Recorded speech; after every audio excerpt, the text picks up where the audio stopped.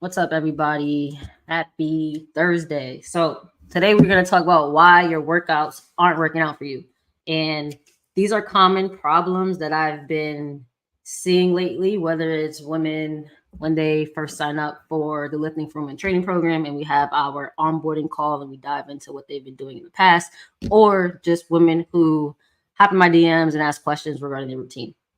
So the common story, the common theme is usually that they've been going to the gym anywhere from 3 to 6 days a week consistently, and they still aren't seeing the results that they want, whether it's fat loss, seeing muscle definition, getting toned, getting stronger. These are pretty much the common goals that you see this happening with.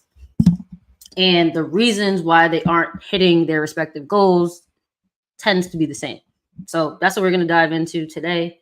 And the first one is that they don't have a structured plan. So you may be working out consistently, but you're just freestyling it. So you're picking 5 or 6 random exercises from your social media feed and you're doing them, and that's just not going to cut it. So when you're trying to achieve these specific fitness goals, and when I say specific fitness goals, I'm referring to fat loss, building muscle, and building strength. When you're trying to do these things, there are non-negotiables that you have to have in your program if you want to be successful at achieving this. And these things include workout frequency. So how many times a week you're hitting each muscle group, volume. So how many reps and sets for each muscle group are you hitting? Intensity. How hard are you working with each rep and set? Exercise selection, because some exercises are better than others when it comes to certain goals. Like if somebody wants to prepare for a powerlifting competition, they should focus on more barbell movements. But if somebody is trying to build more muscle, it may be beneficial to use a little bit of everything like free weights, dumbbells, kettlebells, machines. So exercise selection is important depending on what your goal is. And there are times where people do have a plan and it's very generic and it's not made specifically for them, but they just don't have the guidance to help them execute the plan correctly, because a workout plan could look really good on paper, but if you don't execute it effectively, you're not going to get the results that that plan promises you. So some people do have the plan, but they just don't know how to execute it right. And that's the problem with a lot of exercise routines that you see on social media, because you can have a solid plan, but if somebody's not telling you exactly how each exercise needs to be executed to get to your goal, it's a waste of time. So that's a big component that people are missing. And if you don't really know how to push yourself, when to dial it back, when to go a little harder, when to use heavier weight, when to grind for the extra rep, you're not going to make the progress that you want to see. You may make progress in the beginning just because as you are starting something new, you have the beginner gains, and that's due to a lot of the changes in your nervous system that you experience when you start lifting. But after that wears off, you're gonna like just be stuck on a hamster wheel, and that's where a lot of women fall short. And they think they're just gonna somehow miraculously get to their goal if they keep being consistent. Consistency is not all of it. Yes, it's important, but as soon as you get consistency dialed in, you have to start really looking a lot deeper into what you're doing. Next thing is you aren't tracking your progress over time. And the same way people be like, track your calories, I honestly want to say, forget that. Like, you need to track what you're doing in your workouts, because you could be eating right, but if you're not working out correctly, then you're just going to stay in the same place. So you need to track your reps, you need to track your weights, you need to track your sets, you need to track your reps in reserve, which is basically how hard you're working each set over time. And this is important for seeing how you're improving, because if all you're doing is relying on the scale or progress photos, you're not going to really have an idea of how much stronger you're getting if that's one of your goals. Tracking your progress and performance is helpful for identifying different areas of improvement. It's good for understanding how your body's responding to different exercises, because some exercises are going to work better than others for certain people, for certain goals. So without tracking how these things are working for you, you're not going to know. It's kind of like throwing shit at the wall and hoping it sticks. Like it don't work like that. So in my program, we use a training app that helps us track all these things, and it gives you clear insight into your growth and areas to focus on. So I'm going to show you guys exactly what we track, because I have it on my phone now. I think it'll be cool because you guys need to see how important it is. So Oh shoot. All right, here we go. So this is a workout. Oh my god, my brightness is too much. Oh, it's too little now. Bear with me.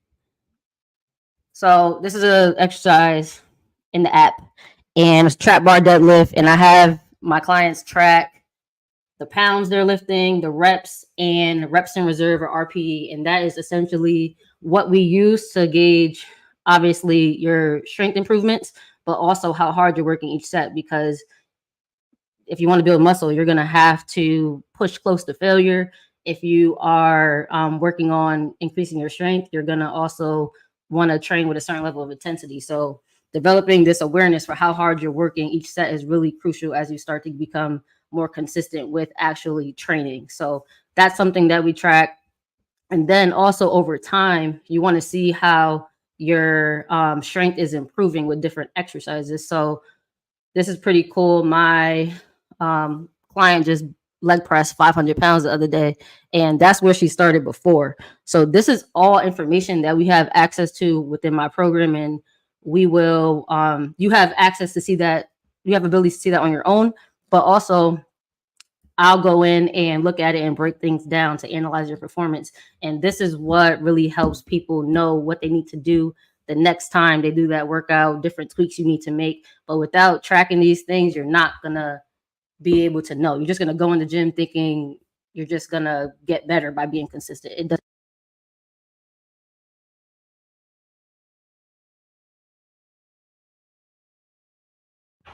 Can you guys hear me? I'll plug my mic. It takes a lot more than just that. All right. Outside of tracking, we're going to move on. A lot of women think more is better. They think if they just pile on random exercises, they'll end up building muscle and getting stronger. So sometimes when people send me their workouts, they have a ton of exercises on there, like 10 plus exercises for a leg day, doing 4 sets of 12. None of that is needed. And it's more so about making like 5 or 6 compound exercises really hard, taking each set close to failure, rather than scattering your energy and mindlessly going through 3 sets of 10 different exercises. Because if you're able to do 10 different exercises, you're not pushing harder in the 5 that are the most important. So you need to really have exercises that align with your goal. So that's where the exercise selection comes in. And you need to train with the intensity that's needed. If you're doing 10 plus exercises, I promise you're not training that hard. If I program you 5 exercises and told you how to do it, you're going to be tapped out. So another way that people think more is better is thinking that, oh, if I work out more days a week, I'll be able to get to my goal quicker. And a lot of people think that working out 6 days a week is superior to working out 3 or 4. And it doesn't work like that, because if you're lifting 5 to 6 days a week, you're not going to be able to train with the intensity that you need. And if you are doing that, you're going to run into the issue of overtraining, and you're going to start to burn yourself out. You need to have periods of recovery and allow your muscles to adequately repair and come back stronger. Sorry, I can't talk today.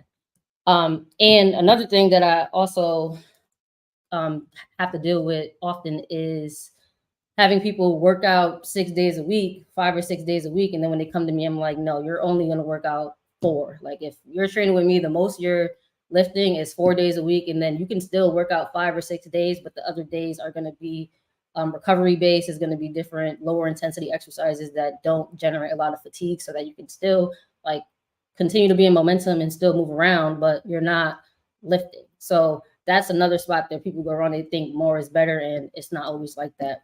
More is not better. Better is better. So next one is poor exercise selection for your goals. And I think I mentioned this a little bit earlier, but having too much junk volume. So junk volume is just unnecessary exercises. I'll see a program that has a ton of unnecessary exercises that they all hit the same muscle group doing the same thing, just with different equipment. And at a certain point, that's you're just gonna run into diminishing returns. Like you want your routine to hit the muscle groups that you're trying to target, but there is a certain point where if you just keep doing more of the same thing, you're not going to get any more benefit. And a lot of workout programs look like that. So You want to make sure you don't have a lot of junk volume in. And also, there's a lot of times where people have exercises that are not good for their goal, and not all exercises created equal. So a lot of times you'll see too many isolation exercises, so a lot of bicep curls and all these small exercises, as opposed to compound exercises that use a lot of muscle groups at once. And then you also see programs that neglect different body parts. I understand if you are competing in certain bodybuilding competitions, you're going to want to target different areas more than others, but completely neglecting a body part is unacceptable. So I always see girls saying they want to grow their butt, but they only do squats. Like, you got to target your butt in different ways. You can't just do squats and expect to build your butt. You got to hinge. You got to have hinge movements. You got to have deadlifts, different variations that target your glutes in different ways. I see people doing the Stairmaster for majority of their workout when they say they want to build muscle. The Stairmaster does not build muscle. I will say that until I'm blue in the face, until people really understand. And then too much cardio. So there's nothing wrong with cardio. Cardio is great for your health. But if you want to build muscle, you want to get stronger, cardio is not doing it. So that's all I have to say about that one. And those are the biggest mistakes that I've been seeing while talking to either my clients in my program or just talking to people online. And this is exactly what we tackle in the lifting forming training program. We don't do generic. We don't just go through the motions, wandering aimlessly from machine to machine. The ladies inside my program, they show up with a clear plan. They know exactly what they're working towards each session. They know exactly what muscle groups they're targeting, and they have a strategy for each set and rep. It's very, very closely monitored each session.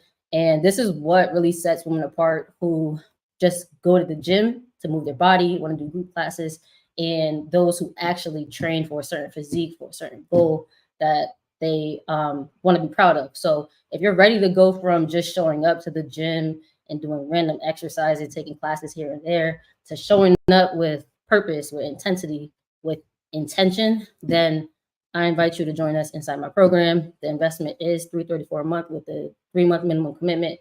If you are ready to hop in, message me LFW, and also message me if you want more details on how this program runs. And with that being said, I'm gonna hop off. Peace.